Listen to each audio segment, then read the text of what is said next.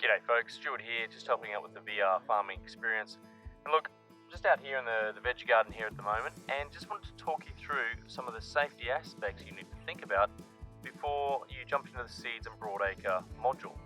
Now, as you can see, I'm wearing an Akubra hat, I've got a long sleeve shirt on, long pants, and they're just some of the aspects you need to think about before getting out there in the field. What might be some other ones? Well, I've got some steel cap boots on. Now, if it's pretty muddy, and it's been raining a fair bit around here lately, so you might, grab yourself some gum boots. But the important thing is that you wear those types of boots because, there's such things as, rakes and prongs and, sharp things that might be sticking up out of the ground. If you jump with a tractor or other types of, where you're using different types of implements, well, you need to think about safety, particularly around your feet.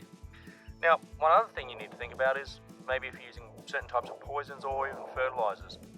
And here we have some, liquid-based type fertilizers and poisons. We've also got some of the granulated stuff. And you might be, throwing that out or pouring it into other containers. Now, from a safety perspective, you need to think about maybe wearing gloves, a face mask, and even some safety goggles.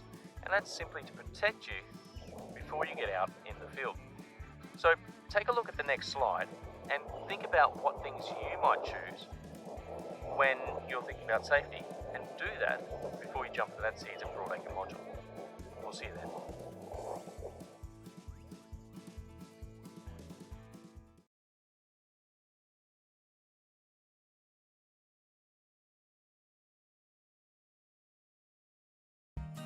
Hi, my name's Angus Dalgleish and I'm an agronomist with Nutrient Ag Solutions here in Dalby. What an agronomist is someone who helps farmers produce the most profitable crops off the land that they have. We help by providing advice on the right varieties to grow, how to control pests such as weeds and insects in crops, and also when to plant the crops and what time of year. We know that from little things, big things grow, right? And today we're looking at how to plant these little seeds right here, right through to planting broadacre crops such as sorghum. Check out the following 360 videos and let's get growing. We got some seeds here that we're going to plant today. First step here is to scratch the top layer of the soil. Angus, why do we do that? Basically, we're scratching the top layer just to try and aerate the soil and create a nice seed bed, so when we come to plant the seeds, we have nice seed to soil contact. We should get a nice even and quick germination. So once we have this bed scratched, the next step would be for you, Aaron, to make a furrow for us to plant our seeds.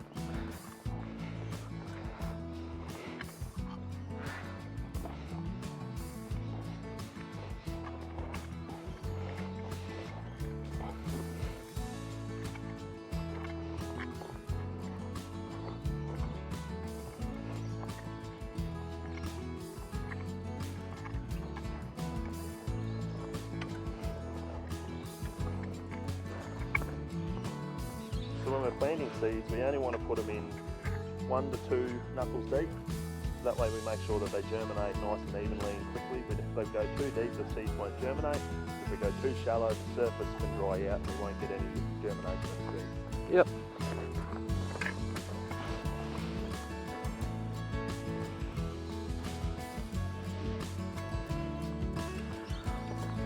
So once we have the seeds planted, we cover them back up with the soil. This just allows the seeds to stay in that place and allow them to grow properly. If the seeds weren't placed in the ground, we wouldn't have as good as germination. Isn't that right? That's right, exactly. We don't want to plant them too thick, but we want to make sure that we've got enough seeds to get the best yield or grow the best crop off.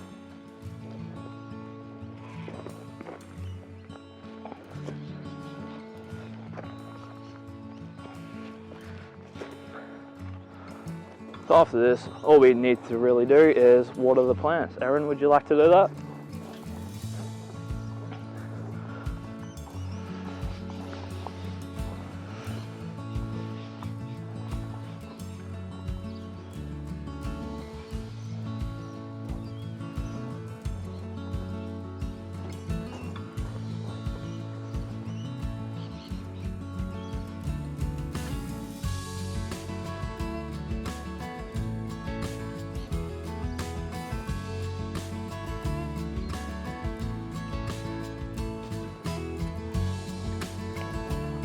Now that the seeds have been planted and watered, the next step is just to wait for them to grow.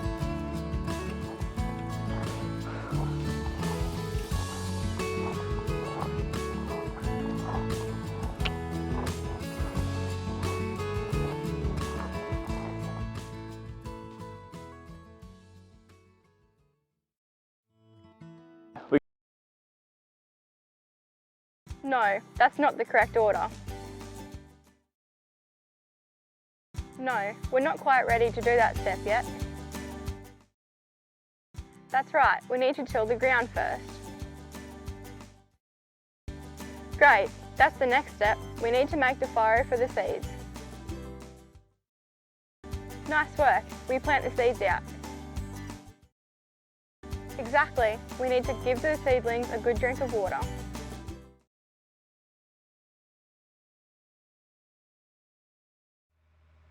When forming up beds, the first thing you want to do is dig up the ground, break up the soil, and remove any old roots or weeds. This will make it easier for air and water to seep into the ground.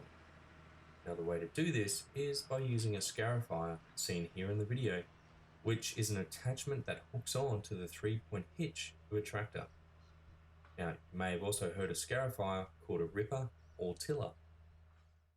This video shows Tony, who was using a bed former behind the tractor, tilling the soil and at the same time forming up beds for vegetables.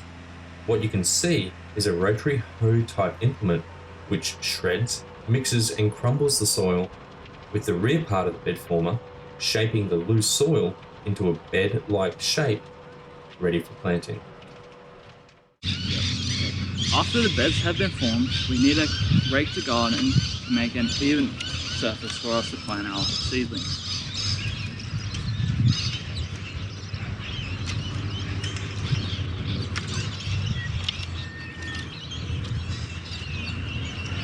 Yep, lovely. So after our garden has been raked, we need to create holes in the ground for us to plant our seeds.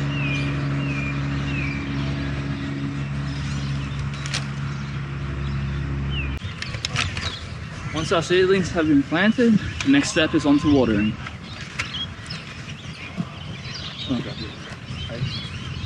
Usually on a big farm, you would have irrigation lines like this one here set up with on a timer which will water all the plants at a certain time in the day. We had to remove our irrigation lines in this bed to form this bed. So for the meanwhile, we're just gonna water them with a watering can.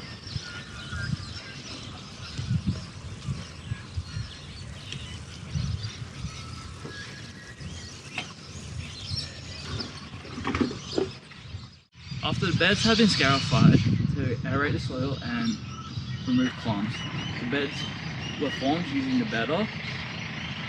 The shorts were planted and watered. The next step is to remove weeds, which can either be done manually or chemically, and keep water up through our little crop field.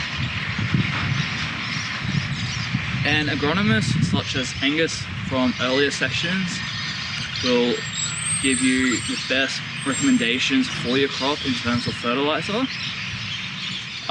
Weed control will be easy manually handling, but chemically handling will require you to look at your chemicals you are using and make sure you have no chemical drifts on your crops, which you would not want because it will have a loss of profit towards your farm.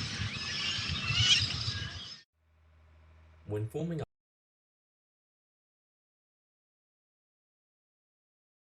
No, that's not the correct order. That's right, we need to break up the soil. No, that's not the right order. Right again, we need to form up the beds. Close, but not the right order. Sure thing, we need to plant out the seedlings. Yep, we need to irrigate. And lastly, we need to fertilise and weed as required.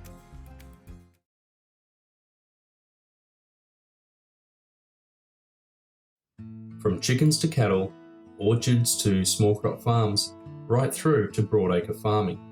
Australia's farming industry, and indeed the people of Australia, rely on the land it calls home.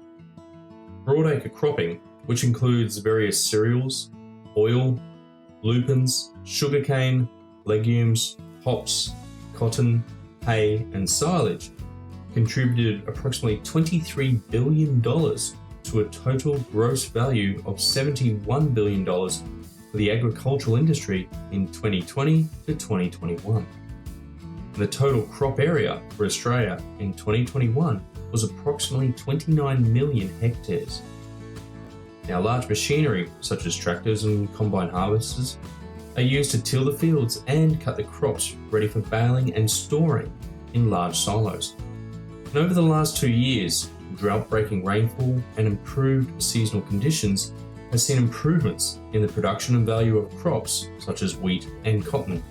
And a focus now for broadacre cropping includes improving soil conditions. Farming practices, for example, how many times a land parcel is tilled affects crop production.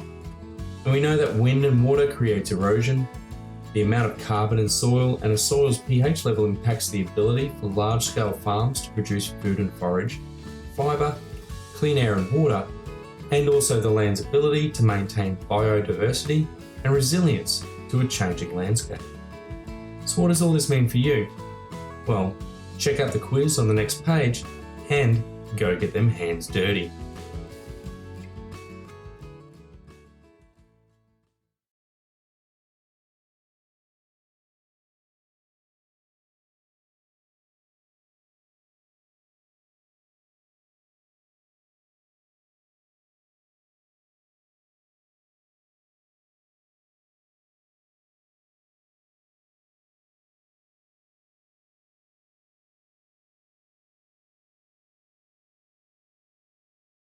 Great job! You now know the basics of planting seeds, broadacre farming, cattle handling and tractor driving. You'd be able to help us on the farm. Thanks for visiting and goodbye from all of us at Dalby State High School.